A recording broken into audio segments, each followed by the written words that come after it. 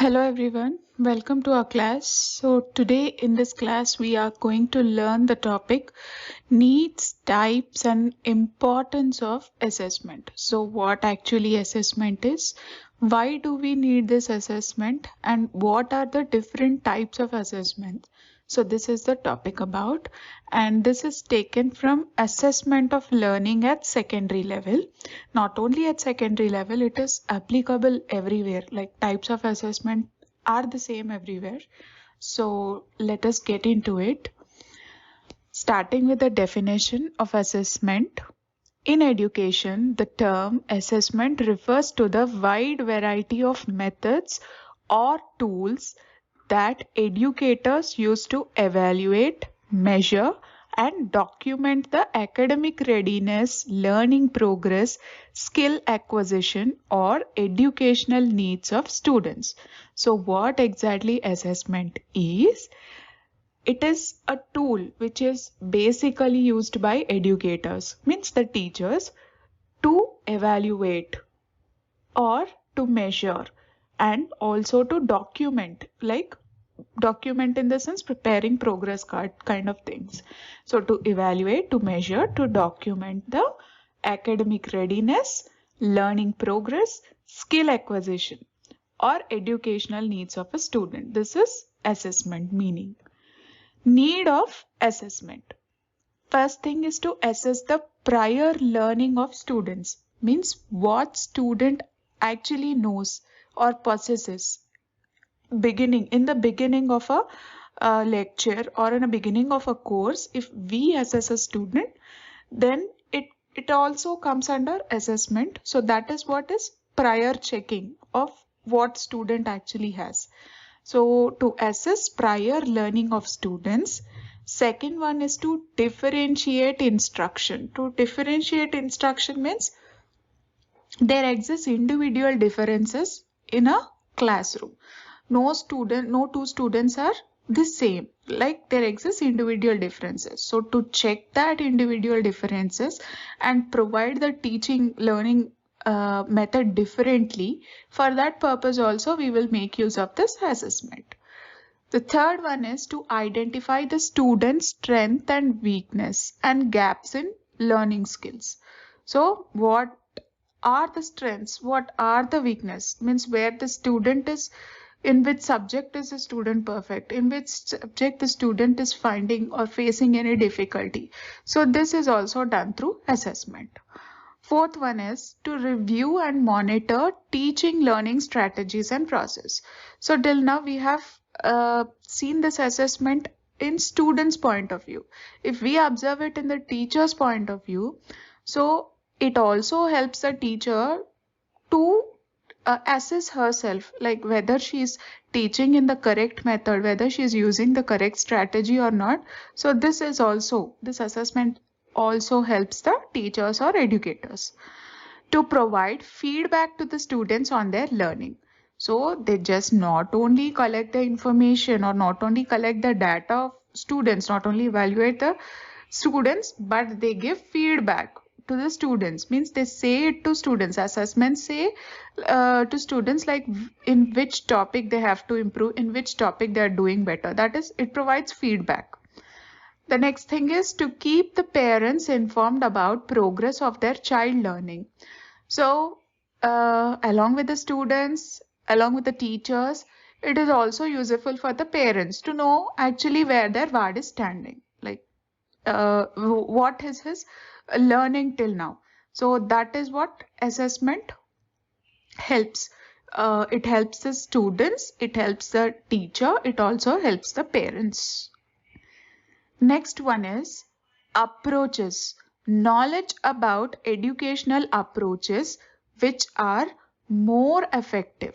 So which kind of approach should we use? This is also, we can know this also through the assessment. Awareness, like whether the existing programs and gaps to enable efficient use of resources, like the strategy which we are currently using, is it able to cater all the needs for the student or not? So this is also done through assessment. Next one is credibility, means are my students learning anything? the program is serving the target audience or not. That is credibility. Demand for future programs and products. So not only the current strategies, but future programs, whether the future programs or products, whether they are useful for the students or not, this is also decided through assessment. And next one is impact. How education and training can impact your audience. This is same as we discussed earlier, that like whether it is useful for the target audience or not, means that students are learning something out of the method which we are providing or not. So this is also can be known through assessment. Outcome, to measure the outcome, that is to evaluate a student. Next, coming to types of assessment. So the first one is diagnostic assessment. It is also known as pre-assessment, which happens before the beginning of a lesson. So I already said in the previous slide about to test the why assessment is needed. It is needed to test the prior learning of a student. This is what is diagnostic learning, to assess the knowledge what actually a student has is the diagnostic assessment. So they are useful for collecting information about strengths, weakness, skills and knowledge the learner possesses.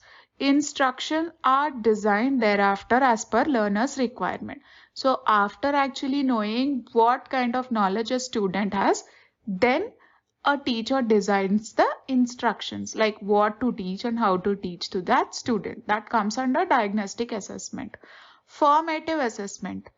In-process assessment. It is known as in-process assessment. It is to support learning. A teacher administers formative assessment multiple times during a unit, lesson or a course. So this happens every time in the class while the teacher is teaching a lesson. When she is giving the lecture, she sometimes poses question to students. So that comes under the formative assessment. She every time checks the students, not only checks the students, from that she can make out whether the method she is making use is effective or not. Additionally, the most important function of formative assessment is to monitor learning and provide feedback to monitor instructions. So it is to monitor learning and provide feedback to monitor instructions. Next one is the summative assessment. It is different from formative. So what happens here is to assess learner's level at the end of instruction period. This is not in process. This happens after the process. So this happens after the lecture of a teacher. It attempts to measure the effectiveness of learning, the student's proficiency and their success. So up to what extent the learning has happened. To check this, the summative assessment is done. For this method uses tests, assignments, projects for specific grading and ranking of the students. So for this assignments, projects, these kind of things are conducted, and also specific grading or ranks are given to students for summative assessment. While in formative, there is no ranking or there is no grading. It just happens in the class. It's an ongoing process. But summative happens after the complete course has completed. It measures the knowledge, skills and attitude of the learners in the long run. Hence, it gives insight into the student's performance as well as the effectiveness of teacher instruction. The next one is confirmative assessment. So the name itself indicates confirmative, confirm. It is to inform effectiveness of instruction a year after the end of instructional period. The ultimate goal is to check whether the employed method are successful and teaching is accurate or not. So it is to confirm. It is to confirm whether the method which a teacher has applied is yielding proper result or not. So that comes under confirmative assessment. Next one is norm-referenced assessment. Teacher compares a student performance against certain fixed average national norms. Means a teacher compares it with other people, means the peer group. So comparative kind of thing is happening here. For instance, the average grade in English state-wise. It compares students' performance with peers. It is known as group or demographic assessment. So when a student marks are compared with the peer group, we call it as a norm referenced assessment. And so the exams, like competitive exams, we may consider them as norm referenced assessment. The next one is the criterion referenced assessment. This evaluates specific set or knowledge against predetermined criteria for learning. It checks the learning requirement and abilities of the student at a particular learning stage. So it tests for the criteria, like it tests for what student knows, whether the particular learning has happened or not. So this kind of assessment comes under criteria referenced assessment. Next is Summative Assessment. So the test tracks learners' progress against their previous performance. It says comparison with peers is not always a good idea, as it might affect their self-confidence.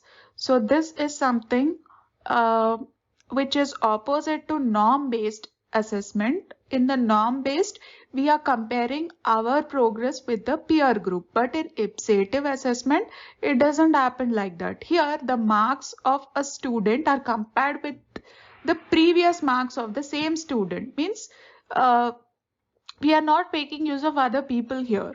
So it says that comparison is bad. It's not good for students, ipsative assessment says. However, comparing with the previous results helps improve overall knowledge and personality of learners. The next is conclusion. Assessments motivate students as well as teachers in different ways. Students get a chance to demonstrate their skills and improve through self-assessment. Teachers get directions to help students perform better in learning through improved instruction. So assessment, we have already discussed, it helps students, it also helps teachers, and it also provides feedback to the parents. So this is what the meaning of assessment, the need of assessment, and the types of assessment. So this is all about assessment. I hope I'm clear with the topic. Thank you so much.